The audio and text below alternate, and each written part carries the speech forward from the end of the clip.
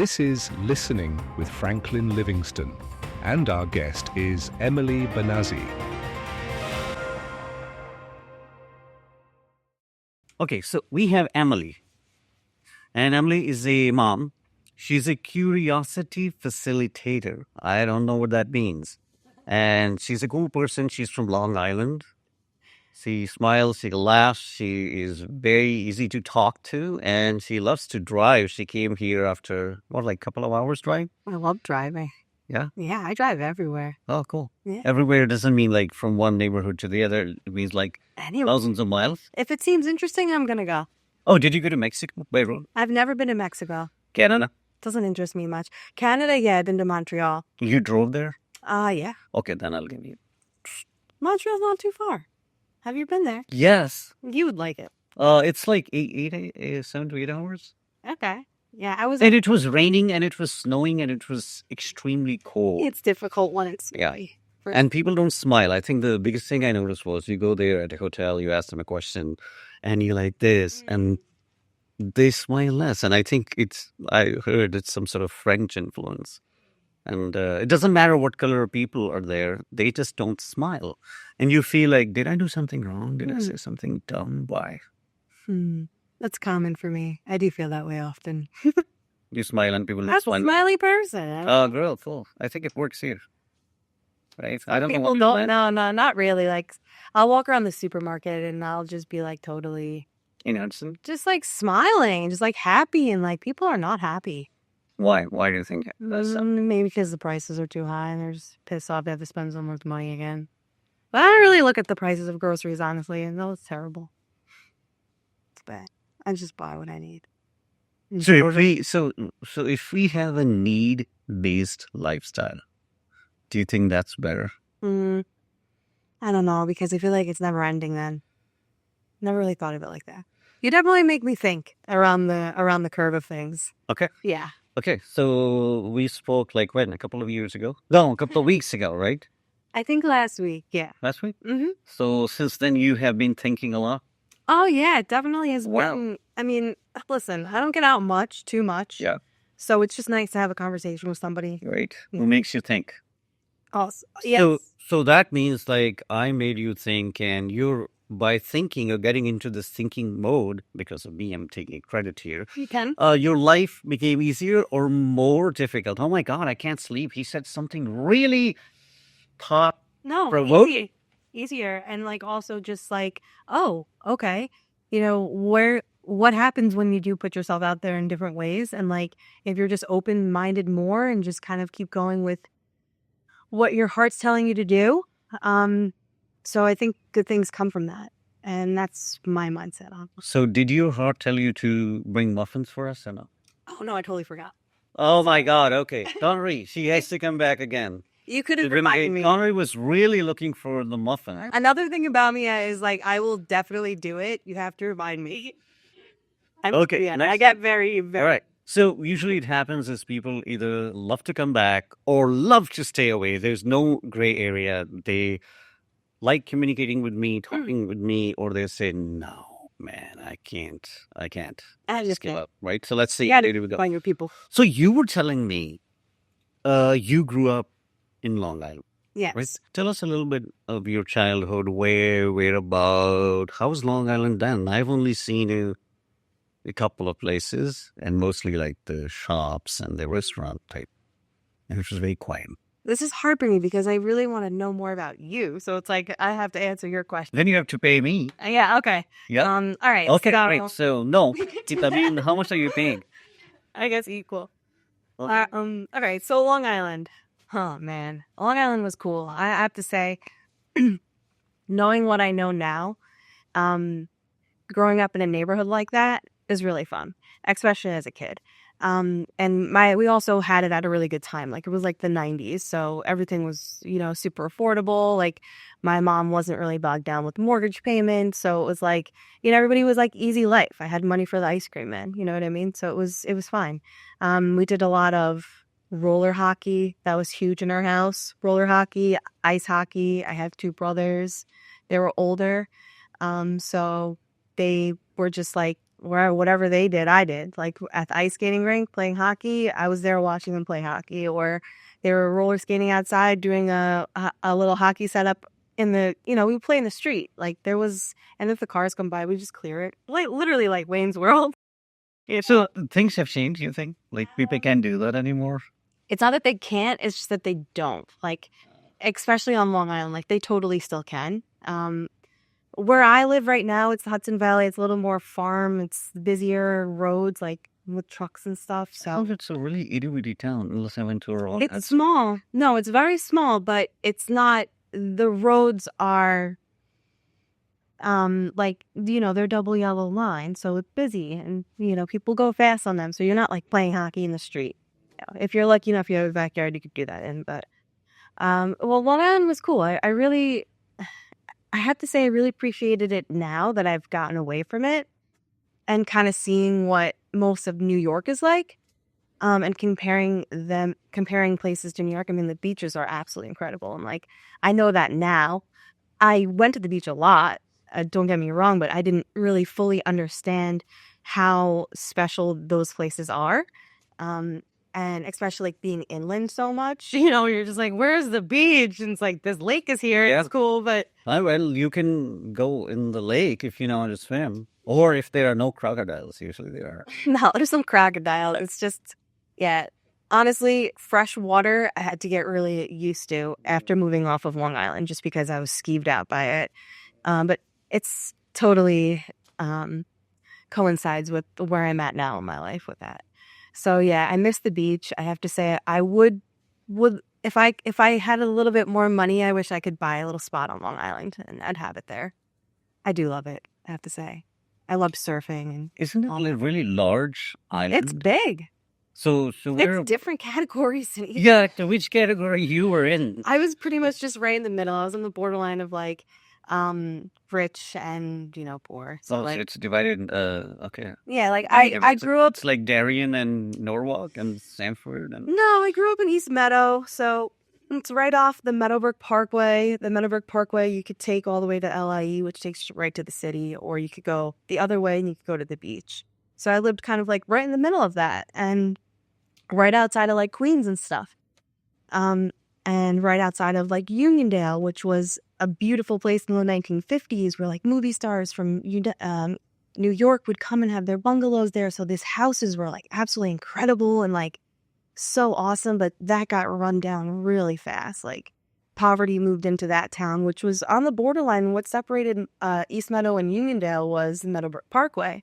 So that was a big divide, what that caused really was like a playground for me because I used to play on Meadowbrook Parkway all the time. And like that was like the woods and the creek and so cool. And like I could walk over the bridge and go to Walmart. We had like a Walmart for the first time in like 2000 and like Do you one. still have a Walmart? The Walmart's still there. One closer to us closed down. Oh, did it? Yeah. That one's still there. That was like one of the first Walmarts I ever saw. That was like 2001. It was one of the first original ones I think on Long That Island. wasn't exciting. It was It's so a exciting. gigantic store. No, eh? you're kidding me. It was so exciting. We were able to walk to a place outside of Mike's Deli, like the pizza place or the bagel store. Literally, I would walk to the bagel store. I loved Walmarts in Illinois, right? Yeah. Because Never been those stores are, I don't know if it's the right time to visit Illinois, but those stores were gigantic. Those are larger than the ones I've seen in upstate or in Connecticut because they have almost everything, a doctor and an eye doctor. I even forgot. Oh, yeah, so Super Center. Because here I learned, okay, there's one super center. And even the super center, I think there are a couple of super centers in New Jersey and Connecticut, but those are not even that big.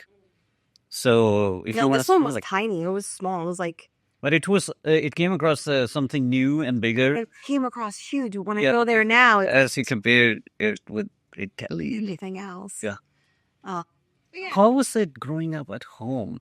Strict household, more loose? Okay, so yeah, household stuff was interesting. Well, my family had like kind of a rough situation go on. My dad, he had a very bad alcoholism, unfortunately. He got over it eventually in his later years, thankfully, but it did kind of like cause caused really hardships on the family earlier. So he had to leave, unfortunately. And he left and he lived on his own for a little bit. We didn't really get to see him too much, in and out, but like he was always there. Like I always have memories of him being there and like dressing up as Santa and like running around the house or like playing piano and stuff. So it's pretty cool. But my family, like my parent dynamic was actually really cool. They never fought in front of us. Like I never knew half the stuff that they had to go through in order for us to like be where we were.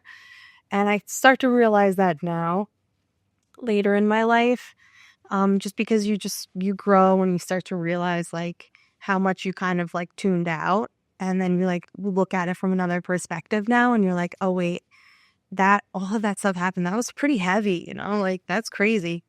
So he's doing good. He actually still lives on Long Island. He's a teacher and a tutorer.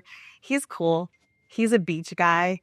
He finally got a new car. He got like a Jeep Wrangler, so he's like loving that. He's like a Jeep guy. Cool. Yeah. Traditional dad. I know. Yeah. If not, I wouldn't say traditional. I think that his background, when I look at what he went to go to school for and like what he studied in college, like I think he went to damn, I should know the name. It was right in New York. He grew up in Bayside, so. But I think, did he go to Manhattan College? Whatever college it was, he studied to be a physical education teacher. So that's the kind of like dad that he was. Like he taught us how to throw a football, and like he was really into my brothers doing hockey, and like he was a track guy, so he was athletic. He was like the guy that like you could do stuff with and like throw a football. I mean, like I love throwing football with that guy. His arm is incredible. And he was just an amazing athlete. So he always had that mindset when like he'd ever have to like give you a moral, like if you ever went in with a problem, he'd kind of look at it as a baseball game. And like I never understood what the hell he was talking about, to be honest with you. Then. I still don't. Oh, okay. With baseball. Like, I don't get baseball. And like he would be like, just like say like this one line and you'd be like, oh, you're right. He'd be like, these are the golden years or something like that. So his perspective was really good. I do feel like he did miss out on like our childhood a lot. He regrets that. And that comes out in like how he showers my daughter and being like a grandfather and stuff. So it always kind of makes full circle if you allow it. You have to like really allow it. And not let anything really kind of like get in the way of that. But like household wise, my mother, it was hard. She was a, single mom raising 3 kids on Long Island in the 90s and 2000s. Her job was really, really amazing. She is like a pioneer, fucking amazing. Sorry, I didn't mean to say that, but she's an amazing woman because talk about coming from like literally nothing and like making it, So she did a daycare center in her house. She had 3 kids. She couldn't afford, daycare center out, and she couldn't really trust anybody out. So she kind of like played the mom role 100%, like times 8,000. She's watching everybody's kids, and she did really good with that. Like her enthusiasm and like her work ethic was so inspiring. Like to see that, it didn't matter what happened. Like she was up doing her job and like very good at it. And complied by all the state laws and like would do her licensing and just like it was strict household because of the licensing that childcare, provide. We would get unannounced inspections all the time. So our house had to be like really in good shape. The food always had to be in the fridge. You always had to have a certain amount of food in the fridge for you to do childcare. And you always had to have like the temperature at a certain amount in your refrigerator. Very small, intricate things, but like made the difference, I think, in their eyes or whatever. So things were really tight with that. And that made it, I think, I was like fingerprinted at like 10 years old just because I had to like live in my house where there was like childcare center, you know what I mean? So like that stuff, it felt a little extreme sometimes, especially when like the inspectors would come over. But everything was great, It wasn't like there was anything wrong. If anything, every time we had an inspection, it only provided us the space to make it better, which she was really in tune to that, which I think as a business owner, you kind of have to be. You have to always be up for making like the small adjustments to perfection. every day a little bit if you can really recognize it. That's just my thought on it. But it was cool because I had a bunch of kids growing up in my house. So I was like... Just sort of like friends, extended family. Like, it's amazing. Like, I've seen, like, years later, like, one of the punters for Marist College, he came to my mom's daycare, and I remember him vividly. Like, he was, like, 8 months old, like, to, like, 6 years old, he was with my mom at my mom's daycare center, and... yeah, now he was like the punter for Marist last year. So it's just wild to like see. Yeah.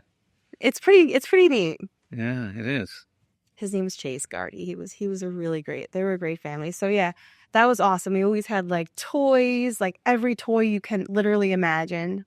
Like, I'm not even kidding. I still have my toys. Like every toy. Pokemon cards and Beanie Babies, you know, all that stuff. We had all that stuff. And which was great was like my mom's house, she had that business for like 35 years. So it was kind of like an antique house at that point when she went to sell it. She still had all my Pokemon cards. I never looked at them like 30 years later or not 30. It was probably like, I think 15 years later, you know. I'm 15, you know, that's all that stuff's out. You know, 15, 20 years later, she has all these toys from like the 90s. People used to have, I don't know if people have toys anymore. There is never ice-based, right? Kids, you probably know more than me that what do kids play with? It was amazing. I mean, we literally had everything you could imagine. It was just really cool. My mom was very into providing entertainment for kids. And like we had the trampoline and we had, you know, our house wasn't very big, but she did it in the basement. Like the basement was rather large. And then there was a code that came out shortly, like 10, 15 years into it after we had remodeled our basement, where they couldn't have it in the basement floor anymore. Now all daycares have to be on the first floor. Or Like long, you mean? Yeah. Okay. It's like a regulation now, I guess, in New York or whatever. Standard for a daycare center. So we had to move it upstairs, which was like crazy because now the daycare center is like literally in our living space where we live. So that was a little adjustment. Where is everybody going to go? My brother ended up going downstairs. He got more independence, which created its own story there. And then, you know, the daycare center was up on the 2 main bedroom floors there. So that was weird. If my mom could have maybe separated the business from the household, then the household probably would have been a little bit more peaceful in ways. So I kind of wish that she, you know, unfortunately my dad had taken her money and like used it, and she was going to use that to buy her own separate building to do her daycare center in. So she got stifled by that. So just like these little things that happen in life just really, really can monopolize to be really big. So yeah. So we talked about faith a little bit last week, but growing up, what was your mom's influence? Oh yeah, she was huge on religion, to be honest with you. We went to religious instructions, Catholic, you know. She was raised by her mother and she had 4 sisters. Her mother was from Belfast, Ireland, and she had come over here when she was 18 years old and kind of started living her life I think she started in, where was it? I think they went through actually like Quebec first, and then they kind of came down. But anyway, so my mom's mom, my Nana, she was Irish. You know, Catholic. Yeah, Irish, but she had the accent. She had kind of an English accent more, because I think they lived in England too. There was like a mesh between Ireland and England at that time. There was a war going on. I don't know if you remember it, if you know the history of any of that. Yeah, I remember it. I was there. It was like the 1900s, you know. Yeah, Frank Orley. So yeah, I know where you're getting with that. You want to know all about me, where I was when England and Ireland were fighting. I would like to know more, but when we switched territories. Yeah. So yeah, I think that kind of gives you a good idea.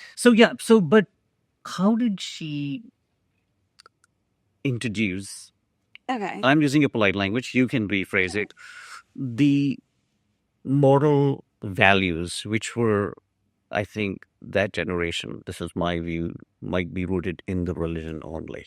That was the influence because you got it from your mother or grandmother, but it's still very religion based, whether Catholicism or not. Right? And then how did she introduce that to you guys, siblings, your siblings and you? I don't think that it was introduced. I think it was just laid upon us. So like I say, That's why I said you can rephrase it. yeah, I say like literally like there was no choice. You know, there was no introduction. It was just like you're putting this white dress on. We are draping we're putting you on display for your whole family, and we're pouring water over your head when you are like literally incoherent and just like how many months old? 6 or 2 months old? You get baptized or whatever. So, and there was a big production. Like I had a whole party. They had the video camera out. Like they did this whole cake. I was so special. No, it wasn't. It was color. Okay, great. It was 89. Okay, so. Oh, you were 89. I know. Yeah, Don't- 89. Yeah. Sacred Heart. Yeah, they were into it. My family. It was beautiful, like what they created with that. And you know, both of my brothers had been baptized, but you know, it really just wasn't like my mom because my dad, he's 100% Italian, so they're Catholic. and they're immigrants too. So they came to Bayside, Queens, or Manhattan. I think they immigrated to Manhattan. You know, my grandfather and my grandmother was born in Bologna in Italy, which is like really northern Italy. And then my grandfather was born I think he was born in Italy too. Yeah, he was. And he went over pretty young. It's great that you know all that history. A lot of I'm people don't, sick or they just forget it. They don't I'm pay sick of that. attention. No, I went and Uh, go. the- I saw where my grandfather grew up. I went with just him when I was 22 and he was 94. Me and my grandfather, just us. For 2 weeks we went to his hometown. It's a slight off topic, but there was a gentleman, he moved from Iraq. He was a Catholic guy, Oh. right? And he was working for U.S. military there, and they gave him, I don't know, some sort of green card or status. He came here in Illinois. I met him. He had 2 young daughters and wife, and he shared a lot of the soldiers. They don't know history, he said, and some of them believe Jesus Christ was from Arizona or Texas. That's sweet. And I was like, okay, well, don't we know it's not that old of a country, the U.S.? But maybe all of us don't know that. Or don't pay attention. No, hold on. It's not as old as Italy. a country as America, as we understand America. It's always been there.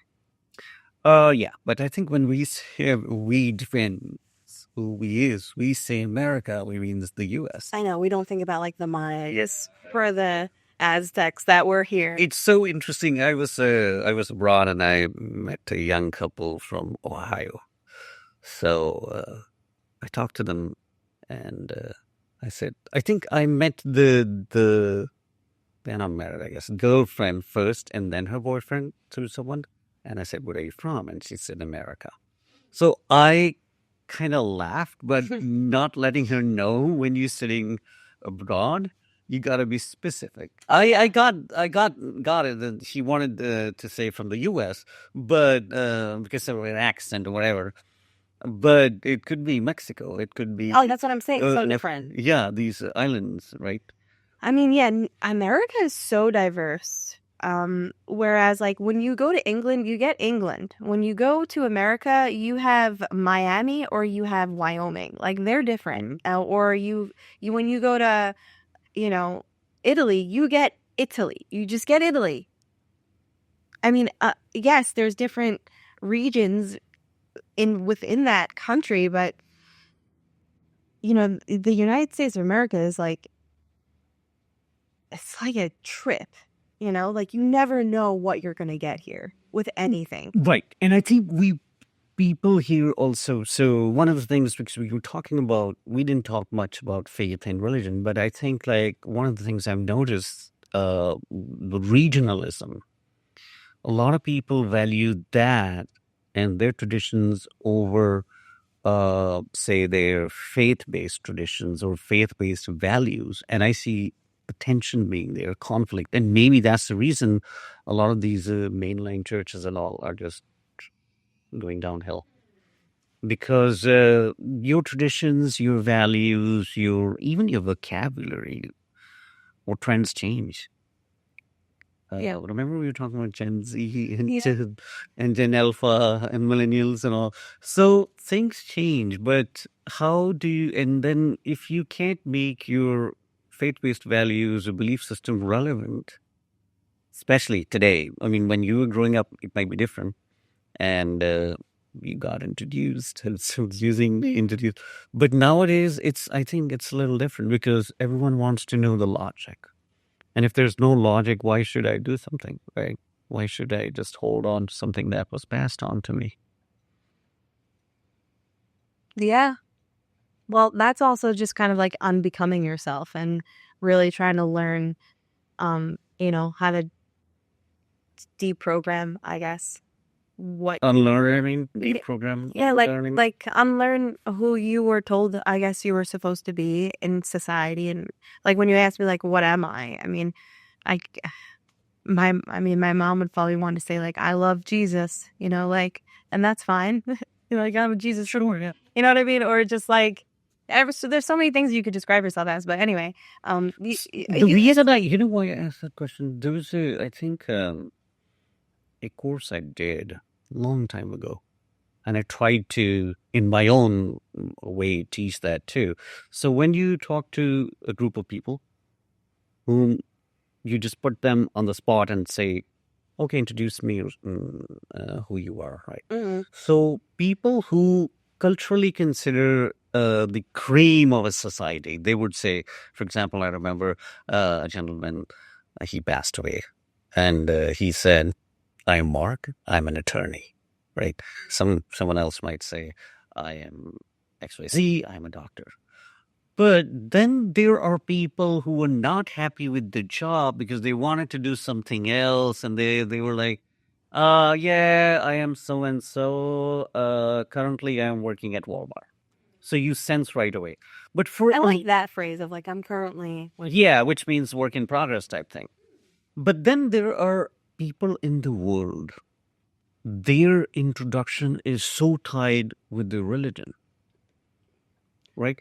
And for example, there's a guy, he's a famous guy, and I don't know, they were doing something in Senate or Congress, and he came on the microphone and he said, my name is this, and I'm a Muslim, right? Because that's something very important to them.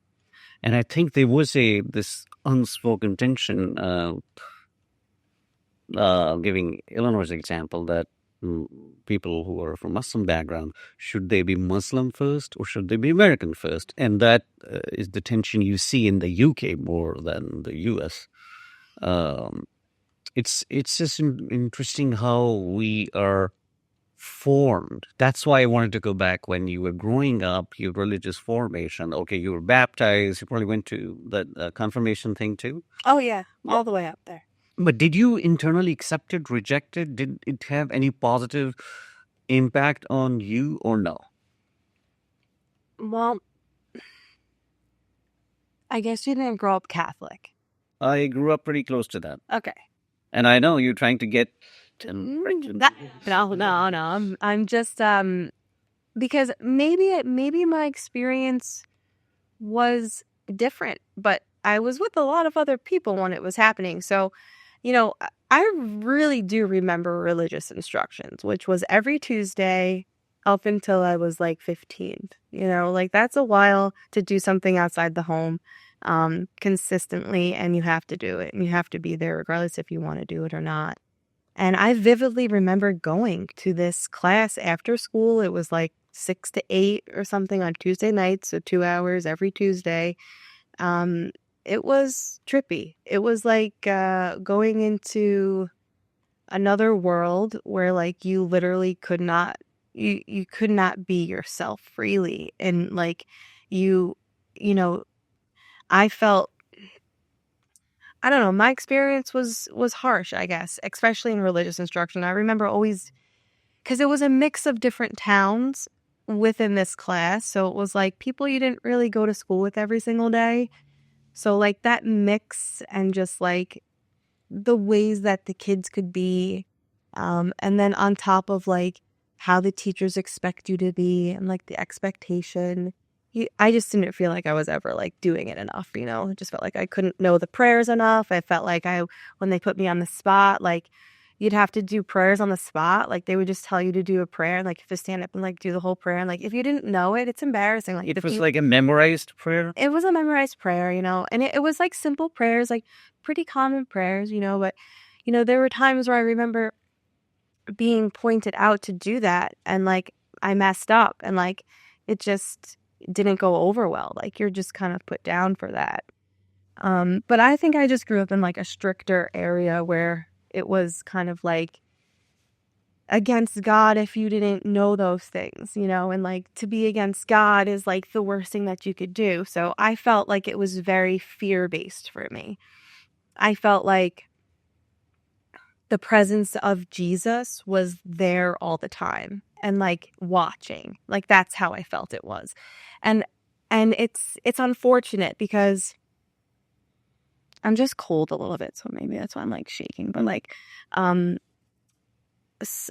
it was weird because I kind of wish that it wasn't a fear-based. I wish that it was more of like a friendship or like a reliance or like a dependable source that you can go to. Yeah, that was hard.